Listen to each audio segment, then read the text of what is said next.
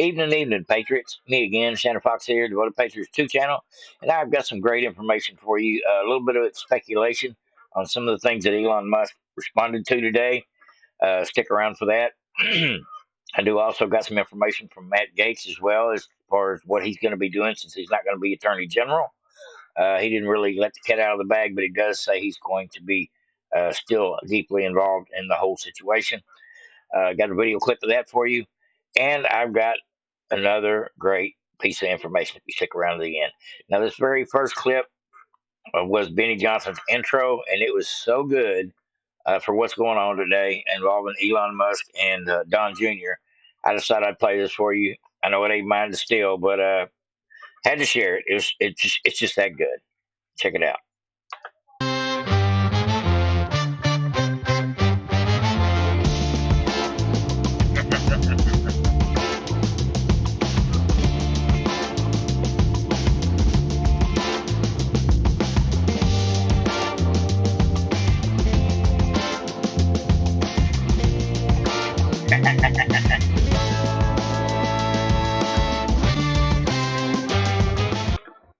That was great, folks. I ain't gonna lie to you. I thought that was amazing. Meme. He's got a heck of a team working for him. Benny Johnson does. Got him a couple of meme builders over there. Must be nice. But the story of the day is Elon Musk is considering buying MSDNC, just like he bought Twitter. Do you remember that statement when somebody asked him? Y'all remember the statement when Elon Musk was talking to a guy? I think it was Mike Davis or someone. The guy says, Elon Musk says, "I really like Twitter," and the guy says, well, "Why don't you buy it?" Elon Musk's next response was, "How much?" Well, kind of the same thing happened today involving MSDNC. It says MS or Elon Musk delivers a telling response when Donald Trump Jr. suggests he buy failing MSDNC as Comcast looks to spin off channel. Now, I seen Mika and Joe the other day go kiss the ring of Donald Trump in order to, I guess, try to be a little nicer to him. I guess they need the ratings. MSDNC and CNN and a lot of the left wing pundits, since they lost the election, the American people realize they've been lied to. If you listen to these stations, they've just changed the channel, and they're starting to feel it. Cable news network and MSDNC will never be the same after this election. It's just a fact, folks. And considering Twitter is the new main source of information for most spaces, Elon Musk has got a pretty good idea, or at least some of the people on X have a pretty good idea as to what should be done with MSDNC. Let's get into it. Since it's fixing to be for sale, Elon should be able to buy it for pennies on the dollar. Says the most. Let me grab my goggles. Says the most disgraced media network could soon be under conservative management by the world's richest man as he turns his sights on it. As Jim Hoff from the Gateway Pundit previously reported, MSDNC ratings have completely collapsed. They're in the shitter, folks. Says this situation for MSDNC is so awful that Comcast is looking to spin off the network and its cable for potential sale. It could even lose the name as well. Because of this, conservatives have the opportunity to reshape the media platform, put some honest journalists on there. President Trump's eldest son, Don Jr., shared an article highlighting MSDNC's misfortune and suggests Elon Musk purchase the company outright. Hey, Elon, I have the funniest idea ever, Don Jr. wrote. Says Comcast is putting MSDNC for sale. CNN just announced massive layoffs are coming. Maybe the new owners will figure out that lying nonstop for your audience is a lousy business model. And that's just the facts, folks. Says Musk upon seeing a tweet delivered a telling reply that will ring familiar to those who followed his eventual purchase of Twitter. He had just one question that certainly appeared to open the door to the purchase of the liberal network. How much does it cost? Well, now, Don Jr. replied that it could not be much considering the cratering ratings, to which Musk responds to it with a laughing emoji. Elon Musk says, I love Twitter. Dave Smith told him, well, you should buy it. Elon Musk said, how much? Are we going through the same thing, folks? Is this deja vu 5 years later? Um, Musk saved the, says 5 years later, Musk purchased Twitter, saved the online free speech, and used his expanding influence to help Trump win the 2024 election. I've got a video for you about Elon Musk going to help primary the Mitch McConnells and the Rinos. Stick around for that one. That'll be good stuff as well. But we're going to get a little bit more into this silly situation with maybe MSDNC being turned over to the conservatives. I'd love to see it. I would watch it if it was the new X. You know, I'm sure it's probably a good idea. It says, well, wouldn't you know, 2 years ago, MSDNC was saying Elon and Twitter were going down. Now, X is the #1 news app in the world, and MSDNC is going bankrupt. They are literally for sale because nobody watches the lying sons of a bitches anymore. How'd that work out for you? Remember this? More free speech from the free speech guy. That's why Elon Musk bought the site, right? Except his purges have caused such chaos on the site, from slowness to glitchiness to fraudsters getting verified to users not being able to log into their own accounts because two-factor authentication wasn't working, that Twitter is reportedly scurrying to rehire some of the staff that Musk so impetuously fired. Elon Musk was supposed to be a vanguard of personal freedom, a genius whose brilliance with rocket ships and electric cars would bring Twitter to space-age greatness. Instead, the microblogging platform that once enabled regular people to speak truth to power, the very powerful networking and organizing tool that helped to herald in the Arab Spring and the summer of racial justice protests, that social media network that made the world a little smaller is now on the brink of collapse. And just like that, we jump over into something else, folks. Now, this here is a great statement as well. It says, MSDNC is going up for sale. Should I buy it? I would like to fire Rachel Maddow for fun, then turn it into a channel that reports the top stories from X each day. Citizen reporting on cable news. That would be awesome. That sounds like a heck of a plan. What do you think about that, folks?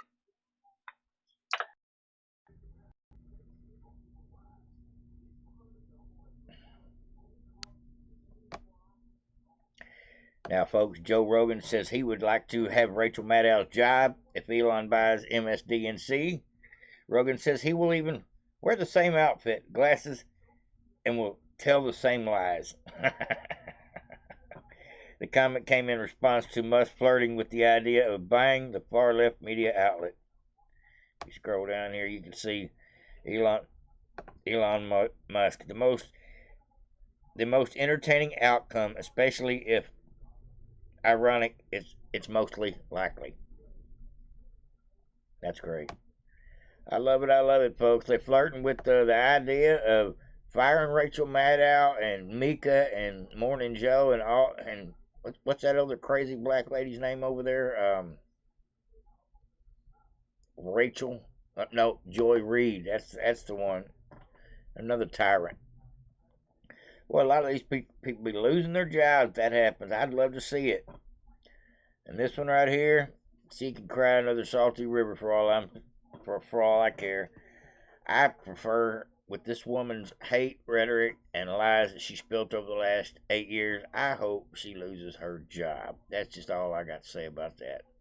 I hope she can't get a job with CNN before this is all over. Now this here I thought was kind of comical.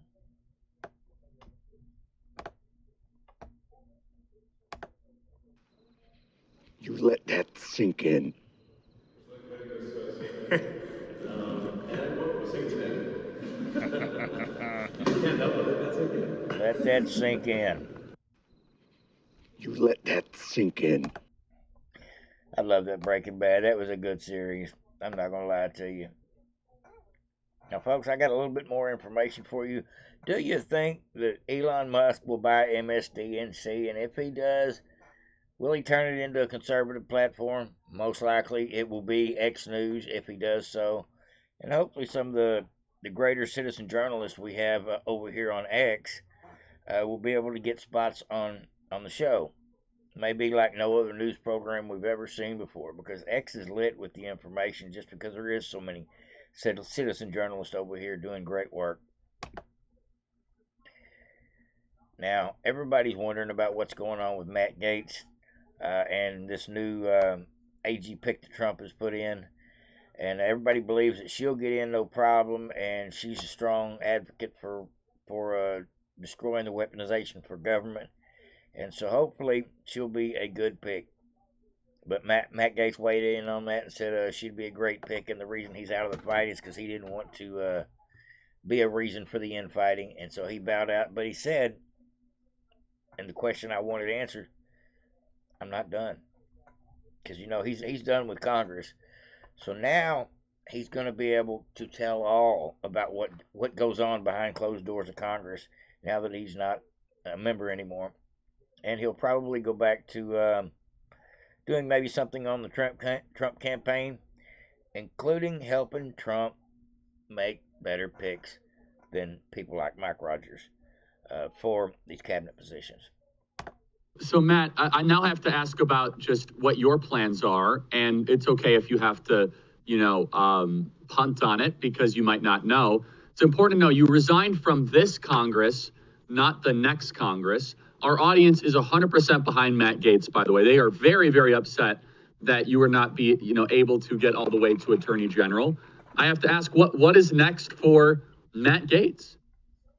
I'm still going to be in the fight, but it's going to be from a new perch. I do not intend to join the 119th Congress. There are a number of fantastic Floridians who've stepped up to run for my seat, people who have inspired with their heroism, with their public service. And I'm actually excited to see Northwest Florida go to new heights and have great representation. Charlie, I've been in an elected office for 14 years. I first got elected to the state house when I was 26 years old, and I'm 42 now. And I've got some other goals in life that I'm eager to pursue with my wife and my family. And so I'm going to be fighting for President Trump. I'm going to be doing whatever he asks of me, as I always have.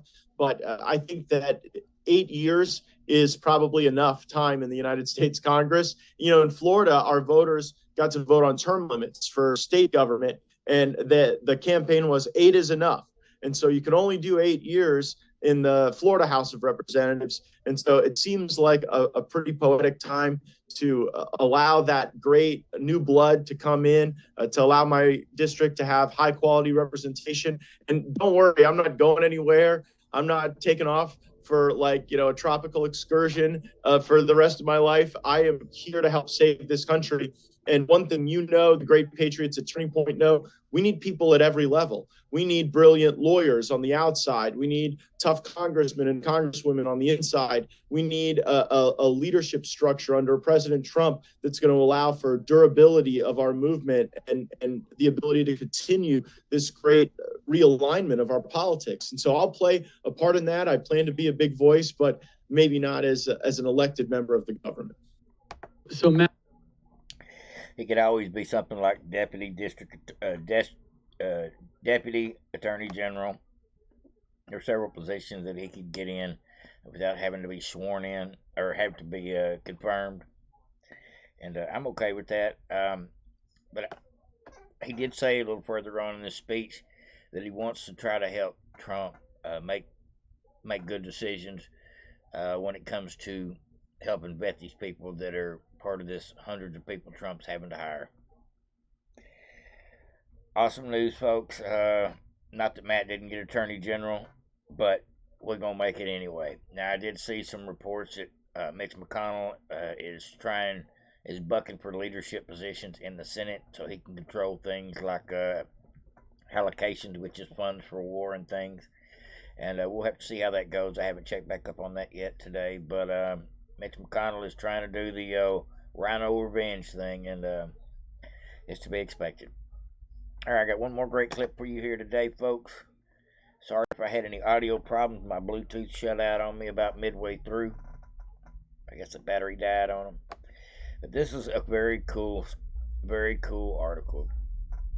It says Team Trump is threatening Rhino senators with Elon Musk funded primary opponents if they derail President Trump's pick. Damn.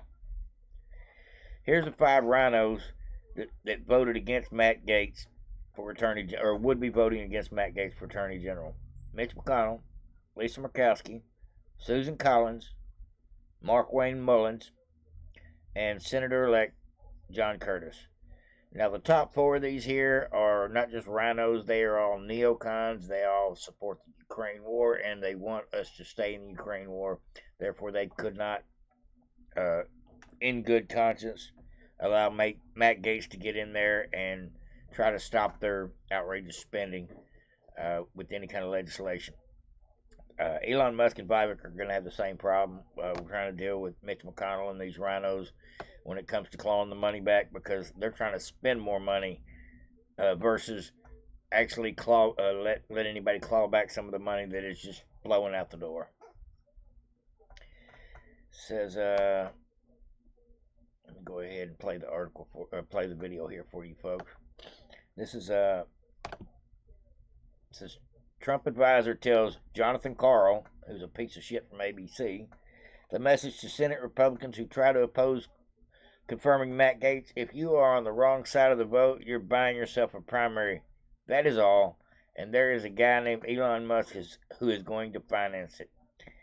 I believe that. I believe every time these Republicans do things like shit on Trump's picks by not voting them in, or try to cockblock any legislation that comes across their desk that's actually going to help the American people, they're all going to be put on notice. They are actually being put on notice over here on Twitter nonstop. And so it's just a matter of time, and Elon Musk and several people are going to have plenty of reasons to want these people gone. They'll be able to build a story about Mitch McConnell, which we already know his story, but they'll be able to build a story about Mitch McConnell as to everything he's doing to try to stop the Doji, trying to stop Trump, trying to stop Senate seats going to people like Kerry Lake in the past. All these things will weigh heavy on the voters' minds in 2026 if we've got Elon Musk out there putting his arm around somebody going, this guy here is a much better choice. And it's bound to happen. We primaried several, including Liz Cheney, just over the fact that they weren't loyal to Trump. These neocons got to go, and this may be how we have to do it. It may take us 2 years to get some of these folks out of there, but we will definitely be putting them on the chopping block. I'm okay with that. Well, Trump has been working the phones. He's been upping the pressure on Senate Republicans, even calling some of them directly. This is as J.D. Vance is also making the pitch. He was up on Capitol Hill with Matt Gaetz yesterday, meeting with some of those Senate Republicans. And we're told by a Trump official that those meetings were productive. But we're also told that behind the scenes, the Trump team has been playing hardball, and they've been giving an ominous warning to any Senate Republicans who might oppose his nominees. One Trump advisor telling our John Karl that the message is, quote, if you are on the wrong side of the vote, you're buying yourself a primary. That is all. And there's a guy named Elon Musk who is going to finance it. The Trump advisor added the president gets to decide his cabinet, no one else. This comes as yesterday, those Republicans on the House Ethics Committee voted against releasing that report into the investigation on Matt Gaetz around allegations of sexual misconduct and illicit drug use. Gaetz has denied all wrongdoing. Some Senate Republicans are saying, though, that the contents of the report, even if it's not formally released, will get out during the Senate confirmation hearing.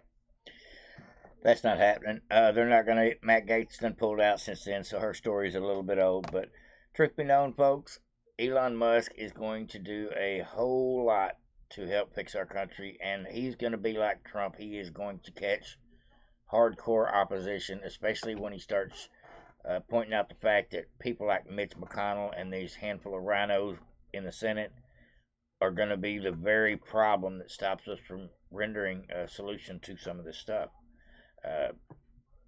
I hope since we have 53 in the Senate, I'm hoping that we've got enough that will vote the 50-51 we need in order to get over the finish line to get most of our legislation pushed through. We got to pray for that. And we'll just have to see how it goes down at the time. That's what I got for you today, folks. Hope you enjoyed. Everybody have a great day. Like, subscribe, and share. Hit them buttons. You know what to do. Over and out.